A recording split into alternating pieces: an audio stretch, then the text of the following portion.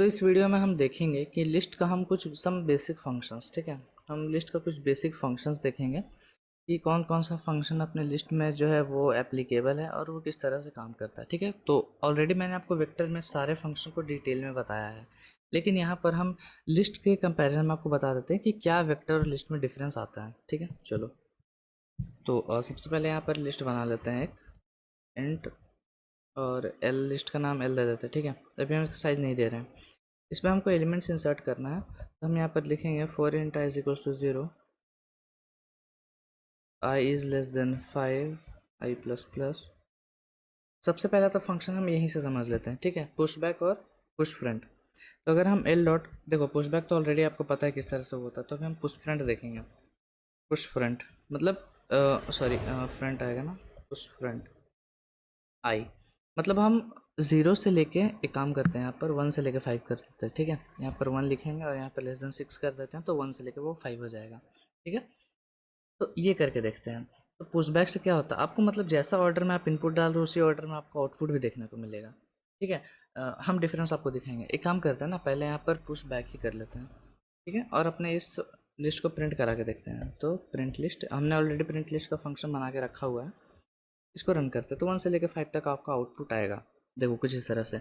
और ये समझना भी आसान है कि मान लीजिए आपका लिस्ट है, पुशबैक बोला मतलब पीछे से आपको इनपुट देना। तो स्टार्टिंग में लिस्ट खाली था, 1 आएगा तो 1 यहाँ पर जाएगा, 2 आएगा तो 2 यहाँ पर जाएगा, 3 आएगा तो 3 यहाँ पर आएगा, मतलब पीछे से इनपुट हो रहा है ना। तो 4 आएगा यहाँ जाएगा, 5 आएगा यहाँ जाएगा। अब जैसे हम पुश फ्रंट लिखेंगे तो पुश फ्रंट किस तरह से काम करेगा वो देखो, आपको इधर से इनपुट दे रहा है। ठीक है, तो 1 इधर से घुसेगा तो यहाँ पर आके रुकेगा। ठीक है, मतलब इस डायरेक्शन में इनपुट दोगे तो इधर आके रुकेगा ही। फिर नेक्स्ट एलिमेंट 2 दोगे तो 2 यहाँ पे आएगा, 3 दोगे 3 यहाँ पर आएगा, 4 दोगे 4 यहाँ पर आएगा, 5 दोगे 5 यहाँ पर आएगा। मतलब 5 4 3 2 1 यहाँ पर आउटपुट आपको देखने को मिलेगा जब आप यहाँ पर पुश फ्रंट यूज़ करोगे। इसको रन करते हैं, देख लो कुछ इस तरह से।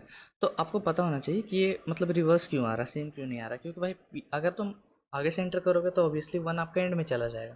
ठीक है, तो ये आपका पहला फंक्शन हो गया पुश फ्रंट और पुश बैक। ठीक है, अभी हम क्या करते हैं फिलहाल के लिए, इसको हम कमेंट में रख देते हैं। ठीक है, चलो अब अपना नेक्स्ट फंक्शन देखते हैं, front end back function.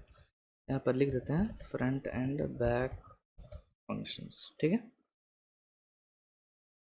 Front end back function क्या करेगा, आपका पहला और आखिरी एलिमेंट आपको निकाल के देगा। ठीक है, तो फ्रंट को पहले करते हैं।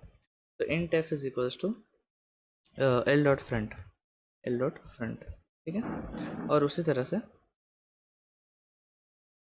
Int B is equals to L dot back, back. ठीक है, अब हम इसको प्रिंट करा के भी देखेंगे। तो यहाँ पर करेंगे सी आउट एफ, एक स्पेस आएगा और बी, तो सेव करके हम रन करते हैं। तो देखो आपका फ्रंट एलिमेंट है वो 5 है और जो पीछे वाला एलिमेंट है वो 1 है। ठीक है, तो ये बिल्कुल सही दे रहा है, हमने अपना एलिमेंट भी देखा है। एक काम करता है, हम इसको बैक ही रहने देते हैं और यहाँ पर कमेंट में लिख देते हैं कि एल डॉट पुश फ्रंट नाम का भी एक चीज़ होता है। ठीक है, यहाँ पे एक मेरा एलिमेंट है, तो इसको हम कमेंट में डाल, ताकि हम 1 से लेकर 5 तक ही अपने एलिमेंट को रखें, ताकि आपको सारी चीज़ समझ में भी आए। तो अभी फ्रंट में 1 है, बैक में 5 है, अब आपको समझ में आ गया होगा। ये सेकंड जो फंक्शन है वो है। अब नेक्स्ट चीज़ जो है वो है साइज़। ठीक है, तो यहाँ पर करते हैं एल डॉट साइज़, 5 आने वाला है, साइज़ बिल्कुल आएगा 5। देखो अब यहाँ पर एक चीज़ है, यहाँ पर वेक्टर के जैसा सीन नहीं है यहाँ पर। ठीक है, वेक्टर के जैसा सीन नहीं है, इसका मतलब ये है कि ऐसा नहीं है कि आपने अभी तक 5 एलिमेंट डाला है, 6 एलिमेंट डालोगे तो साइज़ को डबल कर लेगा ना, वो बस वेक्टर में होता है। लिस्ट में ऐसा कुछ नहीं होता, आप एक एलिमेंट डालोगे साइज़ भी एक ही बढ़ेगा, एक एलिमेंट हटाओगे साइज़ भी ऑटोमेटिकली एक घट जाएगा। ठीक है, ये इंपॉर्टेंट है। नेक्स्ट फंक्शन देखने वाला है pop front end pop back. अगर अगर अगर हम यहाँ पर क्या करें, L dot pop front pop back करके देखते हैं एक बार। ठीक है, आपको कोई पैरामीटर अंदर देने की ज़रूरत नहीं है। पॉप बैक क्या करेगा, लास्ट एलिमेंट को हटा देगा आपके लिस्ट से। तो आपके एलिमेंट देने ही मतलब क्या ही पैरामीटर जाएगा, तो लास्ट एलिमेंट को हटाना उसका काम फिक्स्ड है। ठीक है, उसका काम फिक्स्ड है वहाँ पर। तो यहाँ पर हम प्रिंट लिस्ट को प्रिंट कराएंगे और एल को यहाँ पर लिस्ट में पास कर देंगे। रन करेंगे तो आपका पीछे का जो एलिमेंट है 5 वो यहाँ पर हट चुका है। उसी तरह से अगर हम यहाँ पर पॉप फ्रंट कर दें, ठीक है, तो आपका अब पहला एलिमेंट भी यहाँ पर हट जाएगा। ठीक है, अभी हम फिलहाल ये दोनों को कमेंट कर रहे हैं। ठीक है, मतलब अभी हम फर्स्ट एलिमेंट बस हटाना चाह रहे हैं। तो 1 यहाँ पर हट चुका है, 2 3 4 5 इस तरह से आ चुका है। तो ये काम ये करता है। चलो, तो यहाँ पर हमने ये सारे फंक्शन देखे। अब एक एम्प्टी फंक्शन देख लेते हैं। हम यहाँ पर करेंगे कि इफ़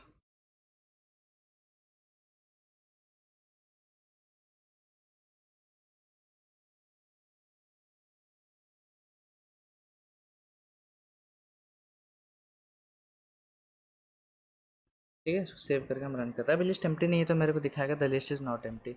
जैसे ही हम यहाँ पर लिस्ट को एम्प्टी कर देंगे, लिस्ट को एम्प्टी किस तरह से किया जाए इसको हम कमेंट में डाल देते हैं। मतलब एलिमेंट अब हमने एंटर किया ही नहीं है, तब दिखाएगा द लिस्ट इज़ एम्प्टी। ठीक है, तो ये बिल्कुल इस तरह से काम करने वाला है। मतलब सारा जो वेक्टर का फंक्शन है ऑलमोस्ट सारा चीज़ में लागू होता है। हाँ, लेकिन वेक्टर में आप देखोगे कि पॉप फ्रंट आप नहीं कर सकते हो। ठीक है, फ्रंट से एलिमेंट आप नहीं हटा सकते हो। तो कुछ कुछ डिफरेंस आता है, कोई फंक्शंस में रहेगा, कोई फंक्शंस में नहीं रहेगा। ठीक है, उसमें भी आप पुश फ्रंट नहीं कर सकते हो वेक्टर में। तो ये सारा चीज़ अगर आपको नोट्स में लिखना है तो आप बिल्कुल लिख सकते हो। आपने यहाँ बिगिन और एंड फंक्शन का तो यहाँ पर काम देख ही लिया है कि हम यहाँ पर एल डॉट बिगिन किस तरह से यूज़ कर रहे थे। जैसे हम वेक्टर में यूज़ करते थे, हम कुछ उसी तरह से यहाँ पर यूज़ करेंगे। तो इसको भी हम एक्सप्लेन नहीं करेंगे क्योंकि बिल्कुल सेम तरह से काम करता है। ठीक है, एल डॉट बिगिन और एल डॉट एंड बिल्कुल सेम तरह से काम करता है, ऐसा वेक्टर में काम करता था। इरेज फंक्शन हम देखते हैं। इरेज फंक्शन भी कुछ सेम तरह से काम करता है। ठीक है, वहाँ भी आपको पॉइंटर पास करना होता है। जैसे कि अब हम चाहते हैं यहाँ पर जो थर्ड एलिमेंट हम उसको हटाएं यहाँ पर। ठीक है, जैसे अपने वेक्टर में अभी 1 2 3 4 5 प्रेजेंट है। ठीक है, 1 2 3 4 5 इस तरह से प्रेजेंट है। हम चाहते हैं 3 को हम हटा दें, तो 3 का पोजीशन आपको देना पड़ेगा। तो 3 का पोजीशन कौन सा होगा? अगर ये एल डॉट बिगिन है, ये जो 1 है ये एल डॉट बिगिन है, तो यहाँ पर आप किस तरह से जाओगे? +2 करने से आप चले जाओगे। तो यहाँ पर हम वही करते हैं, लिखते हैं एल डॉट बिगिन।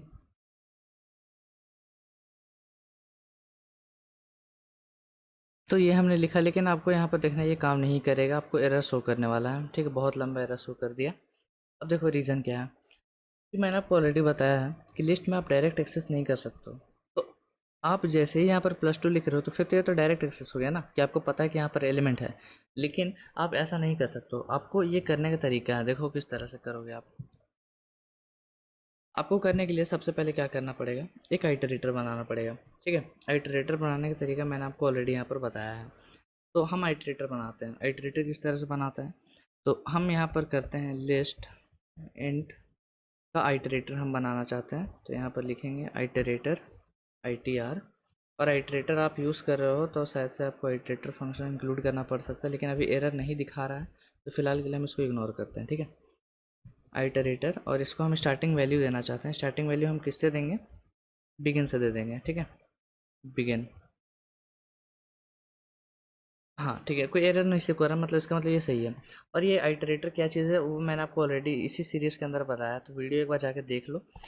तो आइटरेटर यहाँ पर हमने बनाया है एल डॉट बिगिन। अब मैंने आपको बताया था कि एक एडवांस फंक्शन होता है। एडवांस फंक्शन क्या करता है कि आपका आइटरेटर को अपने कुछ पोजीशन से एडवांस कर देता है। तो किस पोजीशन को मेरे को एडवांस कराना है? ITR को। अभी ITR फिलहाल किसको पॉइंट कर रहा है? एल डॉट बिगिन को, मतलब इसको पॉइंट कर रहा है। इसको पॉइंट कर रहा है अपना ITR। आप चाहते हो कि उसको हम एडवांस कर दें यहाँ पर, तो आपको 2 से उसको एडवांस करना पड़ेगा। ठीक है, आइटरेटर कॉमा 2 दे देते हैं। ठीक है, ये हमने किया। और उसके बाद हम ये फंक्शन यूज़ कर सकते हैं। तो हम यहाँ पर लिखेंगे एल डॉट इरेज ITR। ठीक है, इसको सेव करके हम रन करते हैं। अच्छा, और इसको हमको प्रिंट भी कराना पड़ेगा ना, तो प्रिंट लिस्ट एल। ठीक है, सेव करके रन करता है। तो देखो 1 2 3 गायब हो गया, 4 5 आ गया। ठीक है, तो किस तरह से हुआ ये? हमने एक आइटरेटर बनाया है। ठीक है, आइटरेटर बनाने का तरीका बाय द वे किसी को नहीं आता तो वीडियो देख लेना, लेकिन शॉर्ट में समझना है। तो आइटरेटर क्या होता है? मतलब आइटरेटर एक चीज, एक एलिमेंट है, एक वेरिएबल ही है जो क्या करेगा, पॉइंटर की तरह से काम करता है। ठीक है, लेकिन वो पॉइंटर से थोड़ा सा अलग होता है। मतलब वो एक तरह से मार्कर होता है, समझ लो। ठीक है, और किसका मार्कर मेरे को बनाना है? तो लिस्ट का बनाना है, इसलिए मैंने यहाँ पर ये स्कोप रेजोल्यूशन ऑपरेटर यूज़ किया है।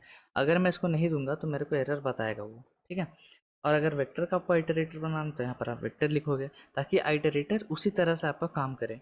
और हमने एक ITR या वेरिएबल का नाम है, यहाँ पर आप कुछ भी रख सकते हो, आई रख लो, एक्स रख लो, मतलब नहीं है उससे। ठीक है, तो हमने उसको बिगिन को पॉइंट करा है।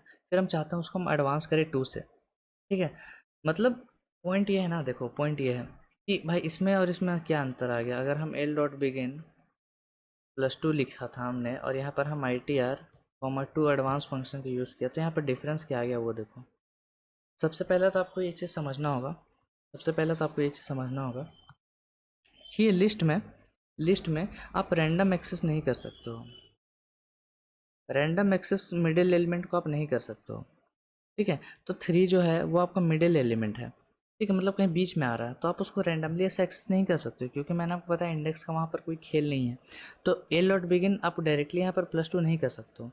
ये वाला लाइन क्या करता है ना, डायरेक्टली आपको बिगिन को उठा के सीधा यहाँ से यहाँ रख देता है, काउंट करके कि हाँ यहाँ 1 है, यहाँ 2 है, सीधा यहाँ ले आता है।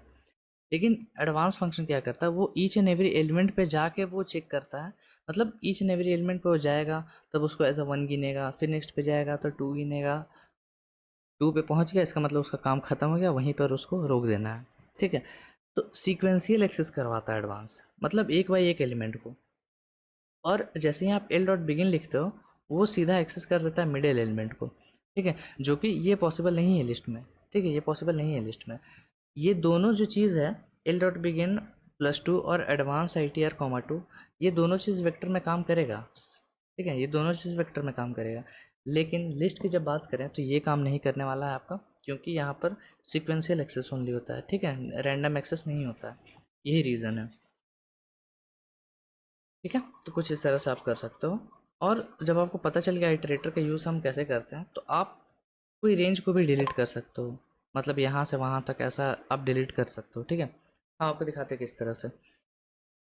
अ, एक आइटरेटर का नाम हम ITR1 रख देते हैं, एक का हम ITR2 रख देते हैं। ठीक, दोनों मेरा लिस्ट का आइटरेटर है। हम ITR1 को 2 से एडवांस कराया, उसी तरह से हम ITR2 को 3 से एडवांस कराते हैं। ठीक है, और उसके बाद यहाँ पर आइटरेटर 1 आइटरेटर 2 दे देते हैं। ठीक है, मतलब एक रेंज दे दिया मैंने, हाँ भाई यहाँ से यहाँ तक करके दे दो। मतलब यहाँ से 3 और 4 डिलीट होने वाला है। कुछ तो अच्छा देखो, हाँ ये काम क्यों नहीं किया वो भी चीज़ समझ ले यार। काम किया है, लेकिन देखो काम करने का तरीका किस तरह से है। ये 1 2 3 4 5 हमने ITR बनाया, 1 और 2 जो कि अभी दोनों यहीं पर पॉइंट कर रहा है। हमने ITR को एडवांस कराया 2 से, मतलब ITR1 यहाँ पर आ गया। ठीक है, ये चीज़ आपको समझ में आया, यहाँ से वो हट गया। ITR2 को हमने एडवांस कराया 3 से, 3 से कराओगे तो ITR2 यहाँ पर आ जाएगा। मैंने आपको क्या बताया था, इरेज के अंदर आप जब भी 2 पैरामीटर पास करते हो, तो एक आपका इंक्लूडिंग रहता है, एक आपका इंक्लूडिंग रहता है और दूसरा आपका एक्सक्लूडिंग रहता है। इसका मतलब बस यहाँ पर 3 डिलीट हुआ। अगर हम ITR को यहाँ रखते हैं, ITR2 को, तब ये एक्सक्लूड हो जाता, लेकिन 3 और 4 डिलीट हो जाता। वो देखो हम किस तरह से करेंगे। हम इसको 4 से कर देंगे, सॉरी यहाँ पर 4 आएगा, यहाँ पर सेमी कॉलन आने वाला है। अब जो है 3 और 4 यहाँ पर डिलीट होने वाला है। देखो 1 to 5 मतलब इंक्लूडिंग एक्सक्लूसिव का काम है, जो मैंने आपको ऑलरेडी सिखाया है इरेज वाले फंक्शन में वेक्टर के अंदर। ठीक है, तो कुछ उसी तरह से यहाँ पर काम हो रहा है।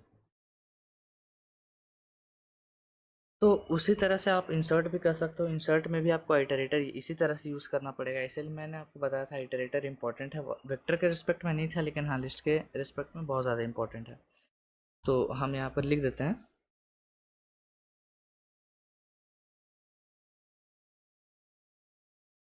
आइटरेटर। ठीक है, ये चीज़ इंपॉर्टेंट है।